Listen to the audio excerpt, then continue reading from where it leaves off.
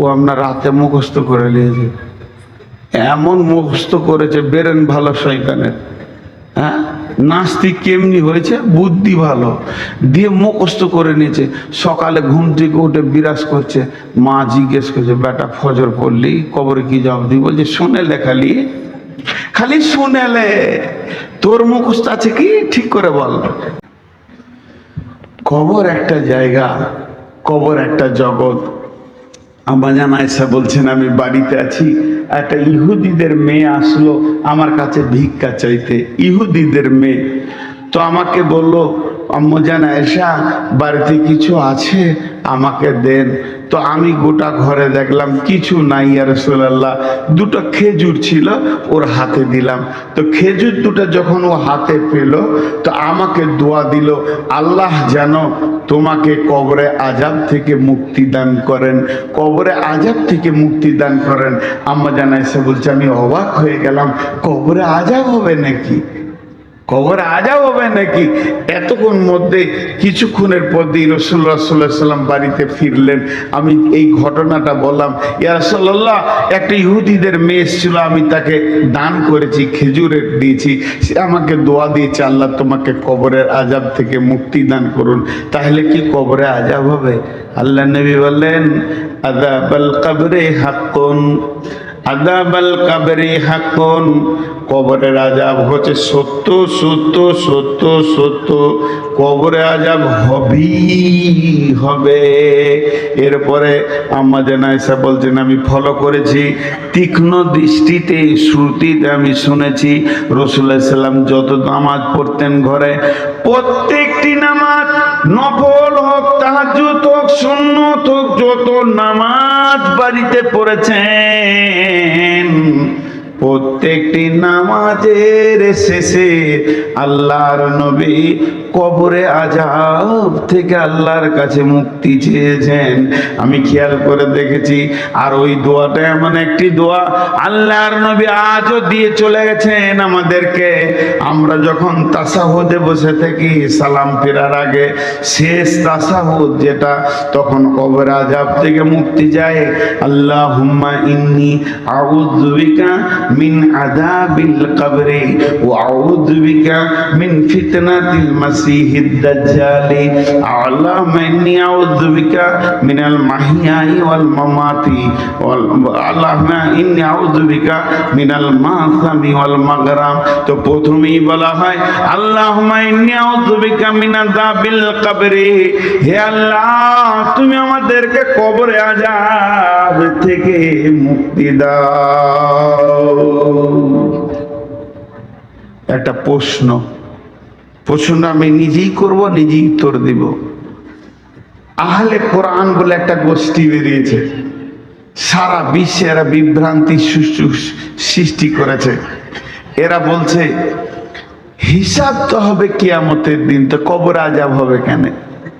কি যুক্তি দিয়েছে দেখেন, হিসাব তো হবে কিয়ামতের দিন, তো হিসাবের আগে আযাব হবে কেন? হিসাব হয়ে আমি মুজরিম এটা সাব্যস্ত হবে, প্রমাণ হবে আমি মুজরিম, আমি দোষী, আমি গুনাহগার, তারপরে আযাব চালু হবে, আর কবর আযাব শুরু হবে, আর কিয়ামতের দিন হিসাব হবে। এটা কেমন কথা ভাইয়া? কবরের আযাব আযাব, কিয়ামতের আযাব আযাব, বেশ শাক আযাব, আযাব মানে আযাব, আযাবের অবিধানিক অর্থ আযাব, কষ্ট। কিন্তু কবরে আযাব সত্য, তাহলে আগে হবে কেন? একটা উদাহরণ দিব। আমার বাড়ি আপনার ভেলিয়ানে, আমি এখানে থাকি, এটা আমার বাড়ি। আমার বাড়ি থেকে দূরে একটা মুদিখানার দোকান আছে। আমি দেশ বিদেশে ঘুরি, ঘরে কম থাকি, ওই দোকানে আমি 12 মাস মাল খাই। সেখানে আমার একটা খাতা আছে, মাল আনি দেয়, সে দেয়, আমার কাছে টাকা চাই না, মাসের শেষে পেমেন্ট করে দিই, আবার কখনো 2 মাসে করি, এটা চলে। একটা কথা বলেন, আমি দোকানদারকে বলছি ভাই মনে হয় 3 মাস আপনাকে টাকা দিইনি, কতদূর কি হলো? আমার তো আইডিয়া হচ্ছে যা খেয়েছি তাতে 40-এর ঘর ঢুকে গেল নাকি। তা দোকানদার হাসতে হাসতে বলছে, মৌলানা আপনি খান না, অসুবিধা কি আছে, খান। তা আমিও একটু ব্যস্ত, তো হিসাবটা এই এপ্রিল মাসের শেষে বসবো কিংবা মে মাসের 10 তারিখে বসবো। হিসাবের একটা ডেট হয়ে গেল, হিসাবের দিন হয়ে গেল। তারপরও আমি মালদা যাচ্ছি জালসা করতে, পকেট থেকে একটা 20,000 টাকার বান্ডিল ওর টেবিলে নামিয়ে দিলাম, এটা জমা করে নেন। আচ্ছা, ওইটা যদি জমা করে নেয় ওর কি অসুবিধা আছে কিছু? জি ভাই, অসুবিধা আছে? আমি আইডিয়া করছি 50-60 হাজার হয়ে যাবে, তো 20-30 হাজার টাকা দিয়ে গেলাম। হিসাব হচ্ছে 10 তারিখে। 10 তারিখে বসে দেখছি টোটাল আমার মাল নেওয়া হয়েছে 60,000 টাকা। 60,000 টাকা। তাহলে কি ওই 20,000টা মাইনাস হবে না? 20-30 হাজারটা মাইনাস হবে না? হবে। তো কবরের আযাব সত্য। কিয়ামতের মাঠে যেদিন হিসাব হবে সেই দিন এই আযাবটা ওই আযাবের মাইনাস হবে। আল্লাহর নবী বলছেন, মুমিন কালেমাওয়ালা যারা শাহাদু আল্লা ইলাহা ইল্লাল্লাহু ওয়া শাহাদু আন্না মুহাম্মাদান আবদুহু ওয়া রাসূলুহু পড়েছে, শিরক মুক্ত জীবন যে ব্যক্তিটা করে, ওই পৃথিবীতে যত কষ্ট পায়, রাস্তায় চলতে চলতে যদি পায়ে একটা ছোট্ট কাঁটা ঢুকে যায়, একটা কাঁকড়ে যদি আঘাত পায়, তার জন্য তার গুনাহ মাফ হয়ে যায়। তাহলে আল্লাহ মুমিনকে কি সুন্দর করে বানিয়েছেন।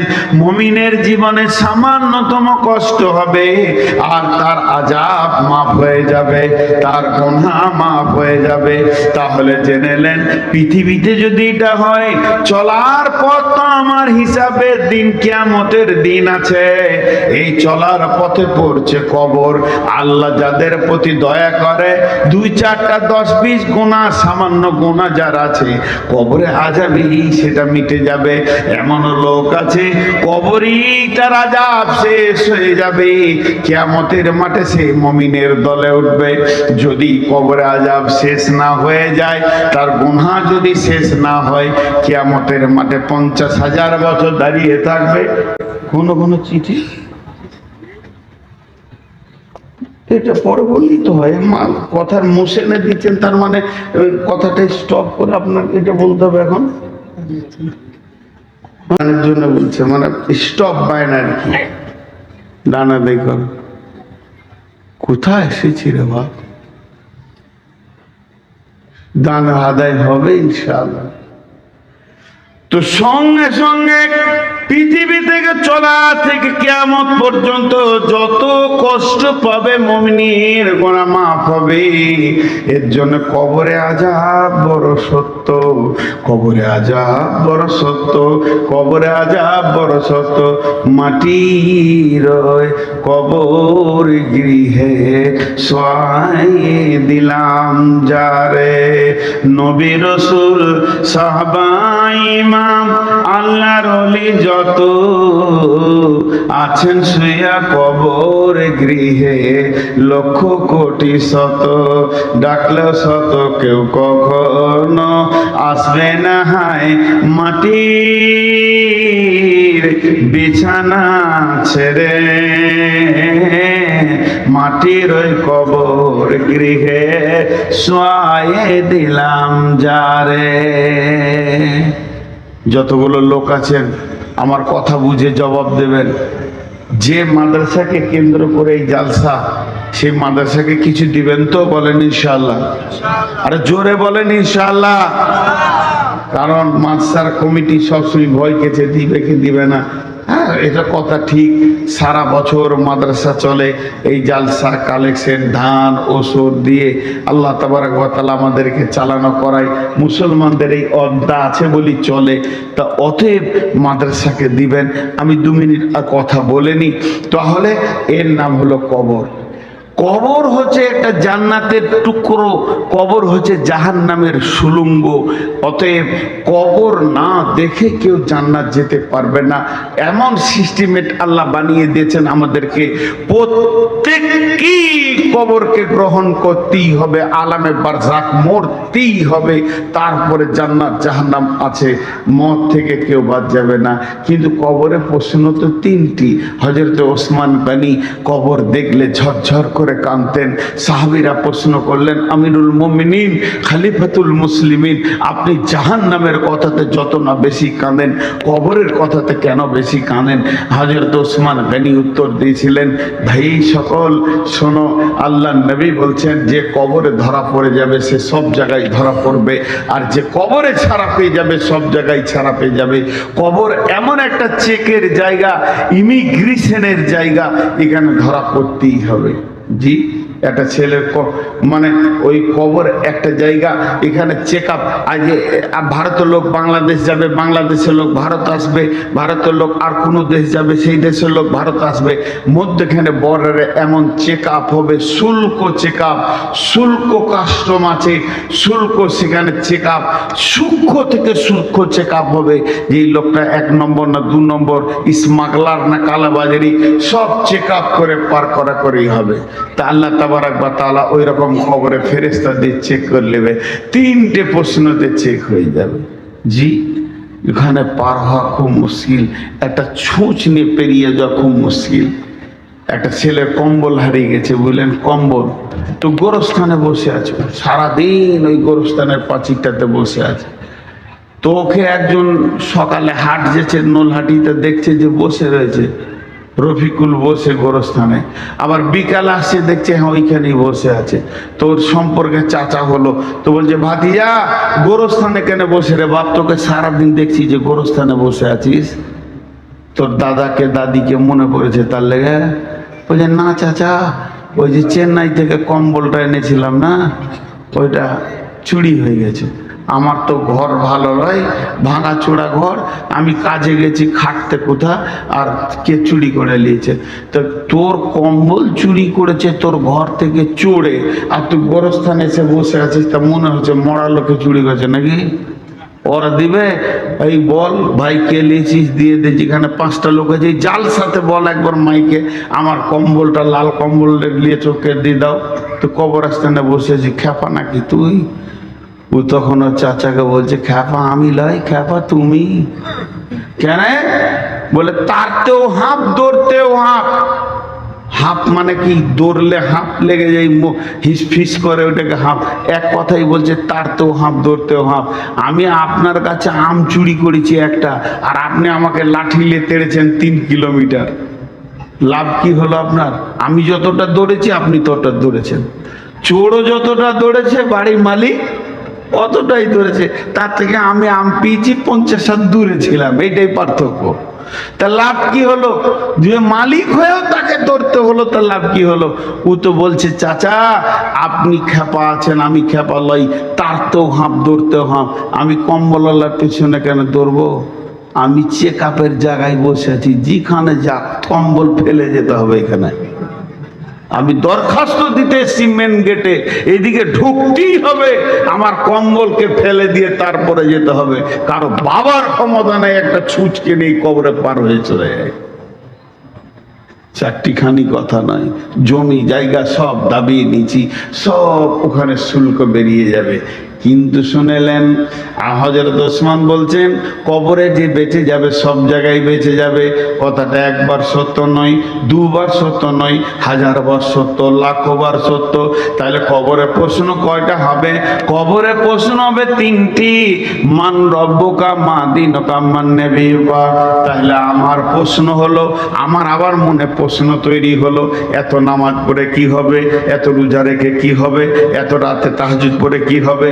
না চুরি করো না, ডাকাতি করো না, বেঈমানি করো না, খবরদার না, এই করো না, ওই করো না, সব যার যা মন যাবে করে যান। আর 3টে প্রশ্নের উত্তরটা মুখস্থ করলেন। ভেজাল চুকে যাবে। ফেরেশতা বলবে মান রব্বুকা, আমি বলল রব্বি আল্লাহ। মা দিনুকা, দীনুল ইসলাম। মান নবিয়ুকা, তোমার নবী কে? নবী মুহাম্মদুর রাসূলুল্লাহ সাল্লাল্লাহু আলাইহি সাল্লাম। ফেরেশতা বলবে কে জান্নাতে দিয়ে দাও। উত্তর ঠিক আছে। বুঝে গেলেন? সারা জীবন সুদ খাও, চুরি করো, লম্পটি করো, জুয়া খেলো, তাস খেলো, যার যা মন যাবে করো, প্রশ্ন তিনটে খালি মুখস্থ করে নিতে হবে ছেড়ে, যেন ভুল না হয়। তাই যদি হতো বুদ্ধি দিয়ে পার হয়ে যাওয়া, একটা মৌলবি জাহান্নাম যেত না, সব মুখস্থ আছে। 2 বছর যে মাদ্রাসা দেখেছে তার মুখস্থ হয়ে গেছে কবরের প্রশ্নের উত্তর। আমি তো বাচ্চাতে মুখস্থ করেছি যখন মাদ্রাসা 1-2 বছর থেকেছি। এই যা মান রব্বুকা, রব্বি আল্লাহ। মা দিনুকা, দীনুল ইসলাম। মান নবিয়ুকা, নবী মুহাম্মদ রাসূলুল্লাহ সাল্লাল্লাহু আলাইহি সাল্লাম। হয়ে গেল। তাহলে আমাকে আর কে আটকায়? আমাকে কে আটকায়? জি, একটা ছোট্ট গল্প আবার শোনাবো। এক বুড়ি মানুষ মানে মুরব্বী। আমার মাকে আমার খুব কম মনে পড়ে। আমার মা আমাকে 5 বছর 6 বছরে রেখে দুনিয়া থেকে চলে গেছেন আল্লাহর ডাকে। আমার মাকে আল্লাহ জান্নাত নসিব করুন।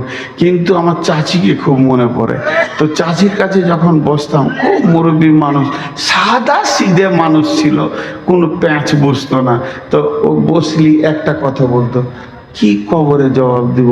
ওর আখেরাত ফাকেরাত অত হাদিস মুখস্থ নাই, কবরে কি করে জবাব দিব রে বাবা? কবরে কি করে? ওর একটা জিনিস মনে পড়তো, তাহলে কবরকে ভয় করে। একরকম ওই রকম মুরব্বী মানুষ, বুড়ি মানুষ, ওর বয়স 70 বছর হয়ে গেছে। তো ও খালি কবরকে নিয়ে চিন্তা করে, কবরে কি জবাব দিব? কবর।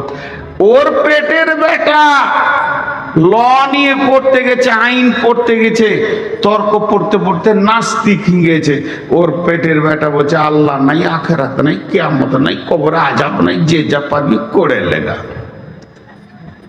মা বড় ইমানদার আর বেটা হলো নাস্তিক। এবার বেটাকে তো মা খেতেই দিবে। মা খেতে দিচ্ছে, সকালে উঠে কোর্ট যাবে, তো রুটি দিছে, তরকারি দিচ্ছে, বলছে বেটা নামাজ পড়ে বাবা, কবরে কি জবাব দিবি? তো রুটি খেতে খেতে বলছে তুই বুঝিস না গে, বলে খাম খায় তো তুই বুঝিস, বড় আমবুকেই না। ই জানে আর মাথায় কিছুই নেই। মা তো ঘুরিয়ে ঘিরিয়ে একটাই কথা বলছে, কবরে কি জবাব দিবি? 3 দিন কোর্ট বন্ধ আছে। সকালবেলায় উঠে খাতা কলম নিয়ে মসজিদে হাজির। ইমাম সাহেব দেখছে গায়ের পাকা খচ্চরটা এসছে আর কি। গোটা দুনিয়া ওকে চিনে যে ইসলাম মানে না, কিছুই মানে না। তাও ইমাম সাহেবকে বলছে, এই ইমাম সাহেব শুনেন, কথাবার্তা দেখেন, আপনারা সব মানুষকে বিভ্রান্ত করে রেখে দিয়েছেন, কি সব কবর খবর বলছেন, কবর কি প্রশ্ন হবে বলেন তো? বলে ইজাউজিয়াল মাইয়াতু ফিল কবরে আতা হুমালা কানে ভাইয়া কোলানে মান রব্বুকা মা দিনুকা মান নবিয়ুকা। বলে দাঁড়ান আমি লিখিলি, মান রব্বুকা মা দিনুকা মান নবিয়ুকা। উত্তর কি হবে? রব্বি আল্লাহ দীনুল ইসলাম মুহাম্মদ সাল্লাল্লাহু আলাইহি সাল্লাম। ও আপনার রাতে মুখস্থ করে নিয়েছে, এমন মুখস্থ করেছে বেরেন ভালো শয়তানের। হ্যাঁ, নাস্তিক কেমনি হয়েছে? বুদ্ধি ভালো দিয়ে মুখস্থ করে নিয়েছে। সকালে ঘুম থেকে উঠে বিরাজ করছে। মা জিজ্ঞেস করছে বেটা ফজর পড়লি, কবরে কি জবাব দিই? বলছে শুনে লেখালি, খালি শুনেলে, তোর মুখস্থ আছে কি ঠিক করে বল। মা তো ভেবা খেয়ে দিয়ে যায়, কি বলে কবরে জগৎ তো রবে মান রব্বুকা রব্বি আল্লাহ মা দিনুকা দীনুল ইসলাম মান নবিয়ুকা নবী মুহাম্মদ রাসূলুল্লাহ সাল্লাল্লাহু আলাইহি সাল্লাম। দেখ আমি মুখস্থ করে নিচ্ছি, তার মানে আমি পেরিয়ে যাবো, আমার পরীক্ষায় পাস। এবার তুই কি করবি দেখ গা, তোর তো মুখস্থ হবে না বুড়ি মাথায়। মা বলছে বেটা রে, তোর পেটে আমি হয়নি, আমার পেটে তুই হয়েছিস। তোর পেটে আমি হয়নি, আমার পেটে তুই হয়েছিস। তাহলে তোকে একটা গল্প শোনাই। 2 বন্ধু ছিল ওই গ্রামে। একটা গ্রামে 2 বন্ধু ছিল। এক বন্ধু একটা ময়না পাখি নিয়েছে, বাড়িতে খাঁচাতে রেখে দিয়েছে, আর গোটা গায়ে বলে বেড়াচ্ছে আমার ময়না কথা বলে, আমার ময়না কথা বলে। ওর বন্ধু বলছে তর্ক 1000 টাকা তোকে দিব, তোর ময়না কথা বলে না। বলছে তাহলে চল একটা সাক্ষী নিলে চায়ের দোকানে, চল তোর ময়নাকে দেখতে যাব। সাক্ষীটা যে ময়নার কাছে পৌঁছিয়েছে, তো ময়নাটা বলছে আসসালামু আলাইকুম, কেমন আছেন? সাক্ষীটা বলছে এই তো ঠিকই তো কথা বলছে, 1000 লাগবে। বলে দাঁড়ান না, এবার তুই যা। এবার বাড়ি ময়নার মালিক গেছে, আসসালামু আলাইকুম, কেমন আছেন? তো বেশ কথা বলছে। এই দুজনাকে যখন বলেছে, এবার ওর পালা পড়েছে। ও বাড়িতে গিয়ে একটা বড় হাঁদা বিড়ালকে ধরেছে, ওকে ভালো করে ঘাটটাকে চেপে রাগিয়ে রেখেছে, ব্যাগের ভেতরে নিয়ে গেছে। এবার ময়নাটা কাছে গেছে, ময়না মাথা নামিয়েছে সালাম দিব বলে, আর হাঁদা বিড়ালটাও সামনে তুলে ধরেছে। বিড়ালটা যখন ম্যাও করেছে, তখন পাখিটা ছিটপিট করে খাঁচার ভিতরে চি করে শব্দ উঠেছে। সালাম ভুলে গেছে, কেমন আছেন ভুলে গেছে। একবার তখন বলছে, বাবা দেখ তোর ময়না কথা জানে না, বরং বুলি জানে, আর শিখানো বুলি। এই বিড়াল থেকে ভুলে গেছে, শিখানো বিলি মনে থাকবে না। তুই যেটা মুখস্থ করেছিস, আজরাইলকে দেখলে তুই তো দূরের কথা, তোর বাপেরও মনে থাকবে না। যতই মুখস্থ কর, আজরাইলকে একবার দেখবি, মুনকির নাকিরকে যখন দেখবি, তো তো তো তো তো তো তো হা হাল্লাদের ছাড়া কিছুই বলতে পারবি না। কোনো মুখস্থ কাজে লাগবে না, মুখস্থ করে কবরে গিয়ে কাজে লাগবে না। তাহলে কবরে কি করে প্রশ্নের উত্তর দেবেন? এই কথাটা আমি 3 মিনিটের মধ্যে বলবো। 3টে উত্তর কিভাবে দেবেন? আল্লাহ তাবারক ওয়া তাআলা বলছেন, আলাস্তু বিরাব্বিকুম, আমি কি তোমাদের প্রভু নয়? আমরা বলেছিলাম ক্বালু বালা।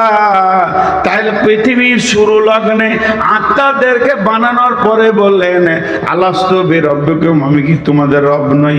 আমরা বলেছিলাম ক্বালু বালা। এই পড়াটা পড়িয়েছেন কে? আল্লাহ। সাবজেক্টটা পড়িয়েছেন কে? আল্লাহ। সেই দিন প্রফেসর ছিলেন কে? আল্লাহ। শিক্ষক ছিলেন কে? আল্লাহ। মুদারিস ছিলেন কে? আল্লাহ। এবার সারা জীবনটা আল্লাহর ওপরে ভরসা করে চলতে হবে। ওয়া আলা রাব্বিহিম ইয়াতাওয়াক্কালুন।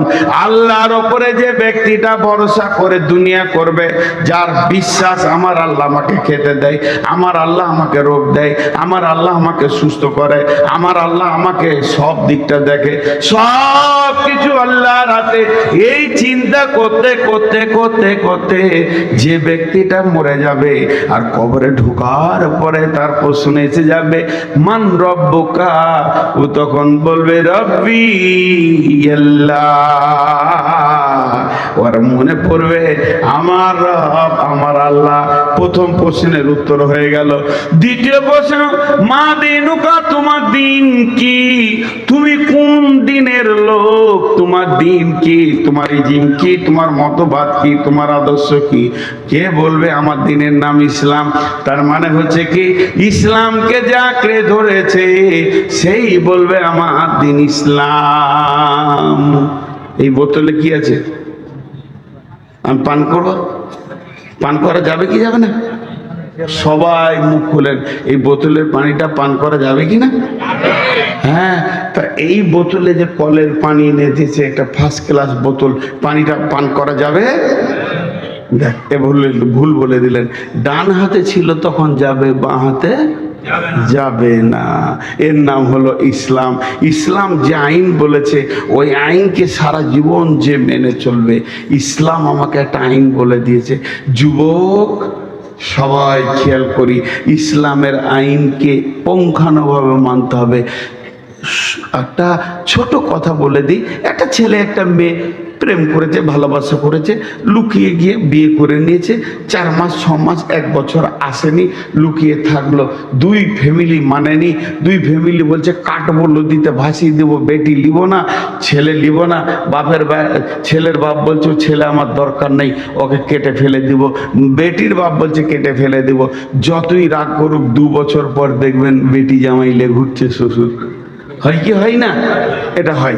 তা এবার ওদের যে ইসলামের স্ট্রাকচারে বিয়ে হয়নি, কি করে যে বিয়ে হলো সারা পৃথিবী মানছে না। এবার ওরা যখন বাড়ি এলো 2 বছর পর, মেয়ের বাপ বলছে ফরিদা আমার বেটি, মিজানুর আমার জামাই।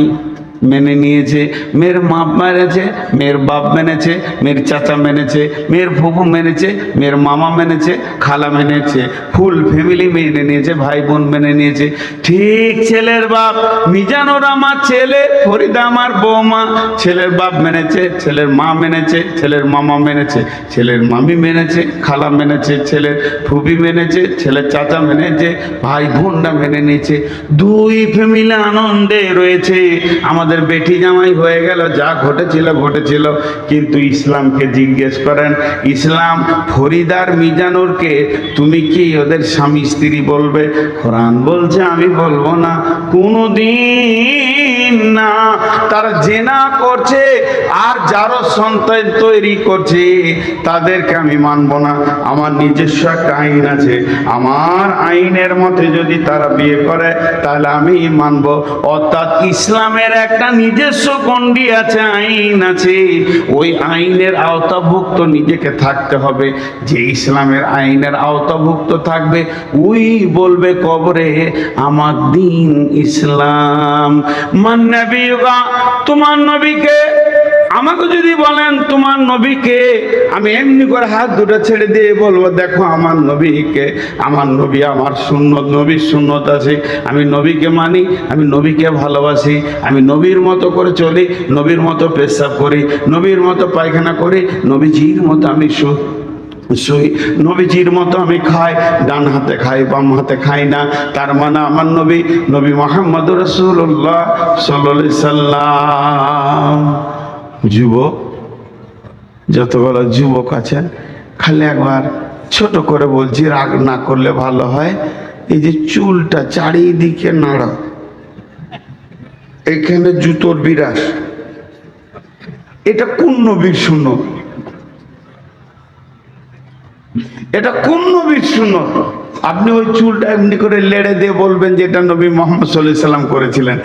একটা যুবক বলেন, একটা যুবক বলেন, কে বলবে আমার নবী মুহাম্মদ সাল্লাল্লাহু আলাইহি সাল্লাম? কে বলবে যে নবী মুহাম্মদ সাল্লাল্লাহু আলাইহি সাল্লামকে নিজের বডিতে রাখতে পেরেছে?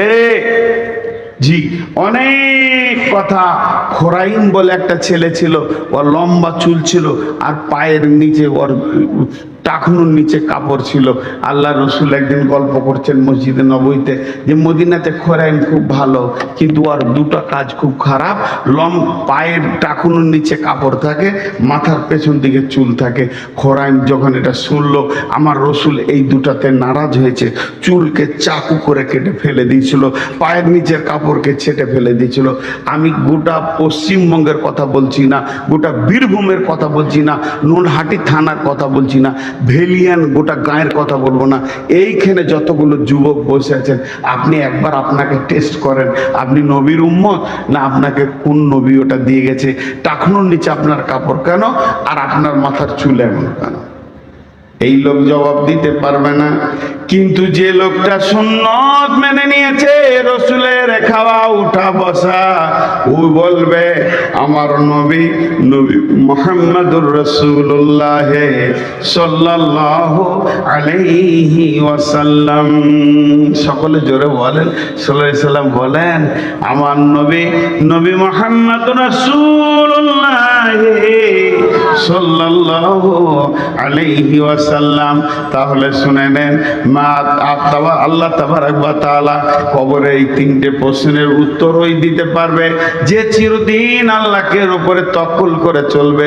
দ্বিতীয় উত্তরটা যে দিতে পারবে যে ইসলামের উপরে জীবন কাটাবে আর যে নবী মুহাম্মদ সাল্লাল্লাহু আলাইহি সাল্লামকে আদর্শ মনে করবে, তার উত্তর সে দিতে পারবে। শুধু একটা কথা আপনাদেরকে বলবো, এতগুলি লোক বসে আছেন, আজকের বক্তব্য শেষ অংশটুকু বলবো, কিন্তু তার আগে একটা কথা বলবো। কোন আল্লাহর গোলাম আছেন আজকে যে আমার বায়ানটা শুনছেন বা আরো আলেম এসেছে কেন? এই মাদ্রাসাটার বদৌলতে। আমি কোনো ভার্সিটিতে পড়ে মৌলানা হয়নি, মাদ্রাসা থেকে হয়েছি। আর এই মাদ্রাসা কালেকশনের জন্য যে আমাকে চিঠি দিয়েছে, এটা কি অন্যায় করেছে নাকি? না, আজ মাদ্রাসা আছে বলি আলেম ওলামা পৃথিবীতে দেখতে পেয়েছেন। আজ মাদ্রাসা আছে বলি এত আলেম ওলামা আছে। আর মাদ্রাসাকে ওরা আগেই ধরেছে কেন? যাতে করে আলেম ওলামা না থাকে। তাই আপনাদের কাছে আমার আবেদন, কোন আল্লাহর গোলাম আছেন? আমি 5-7 মিনিট আছি, আমি ছেড়ে চলে যাব। কোন আল্লাহর গোলাম আছেন কি 5,000 2,000 দেনেওয়ালা?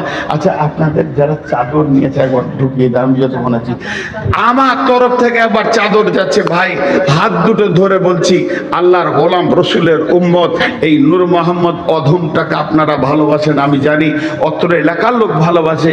যে যা পারবেন আল্লাহর হস্তে চাদরে দেবেন। কিন্তু 2,000 5,000 দেনেওয়ালা কেউ আছেন? আরো দুটো চাদর দাও, এই আরো দুটো চাদর দাও না, ভিতরে দিয়ে দাও চাদর। জি হ্যাঁ, আর ছেলে গলা দুটা চাদর 3টে চাদর দাও আল্লাহর রাস্তায়। কেউ আছেন আল্লাহর গোলাম রসুলের? সবাই টাকা রেডি করেলেন, পকেট থেকে বের করে। আপনারা এই বাবু এইদিকে চলে এসো, ক্যামেরার এইদিকে, ওইদিকে একটা চাদর যাক, যাক যার কাছে যা আছে দেন, আল্লাহর রাস্তায় দেন।